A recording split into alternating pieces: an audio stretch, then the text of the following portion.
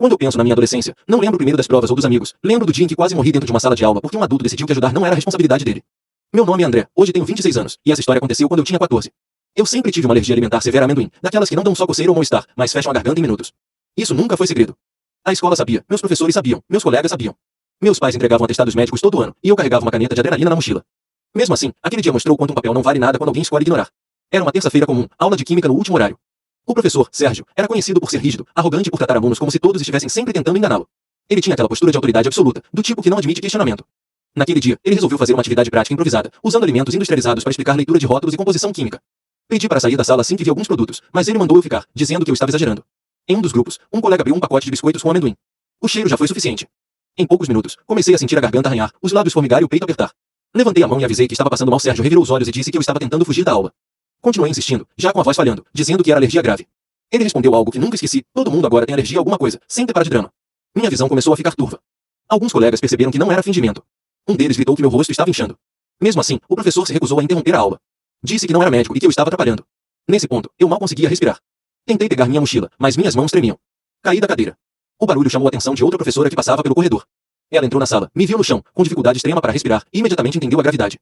Gritou para chamarem a coordenação e o socorro. Enquanto isso, Sérgio ainda dizia que era exagero, que estavam criando um caos desnecessário. A outra professora ignorou completamente ele, pegou minha mochila, encontrou a caneta de adrenalina e aplicou, mesmo tremendo. Aquilo provavelmente salvou minha vida. Fui levado ao hospital às pressas. Os médicos disseram claramente que, se tivesse demorado mais alguns minutos, eu poderia ter entrado em choque anafilático irreversível. Meus pais chegaram desesperados. A escola tentou se proteger dizendo que foi um mal-entendido. Mas dessa vez, não deu. Vários alunos testemunharam. A professora do corredor confirmou tudo. Havia registros médicos, avisos prévios, protocolos ignorados. O professor Sérgio foi afastado temporariamente enquanto a Secretaria de Educação investigava. Mesmo assim, ele nunca pediu desculpas. Pelo contrário, disse que eu exagerei e que não tinha como saber que era tão sério. O caso foi além da escola. Meus pais entraram com uma ação administrativa e depois judicial por negligência. A investigação concluiu que ele foi informado formalmente sobre minha condição no início do ano letivo e que, mesmo assim, se recusou a seguir o protocolo básico de segurança. O resultado foi pesado.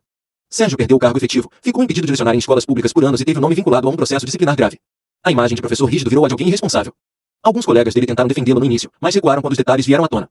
Para mim, as consequências foram outras. Passei meses com medo de ambientes fechados, de cheiros, de não ser levado a sério. Desenvolvi ansiedade e precisei de acompanhamento psicológico. Até hoje, meu corpo reage ao lembrar daquela sala. O mais assustador não foi a alergia em si, mas perceber que eu poderia ter morrido não por falta de conhecimento, mas por escolha. Um adulto escolheu não ajudar. Escolheu desacreditar. Escolheu manter autoridade em vez de humanidade. Hoje, adulto, entendo que negligência também mata, mesmo sem intenção direta. E que quando alguém em posição de poder decide ignorar um pedido de ajuda, o dano vai muito além do momento. O professor seguiu a vida dele, tentando se reconstruir. Eu segui a minha, carregando a certeza de que sobrevivi por sorte pela atitude de alguém que resolveu agir. Às vezes, o que separa a vida da morte é simplesmente alguém acreditar em você.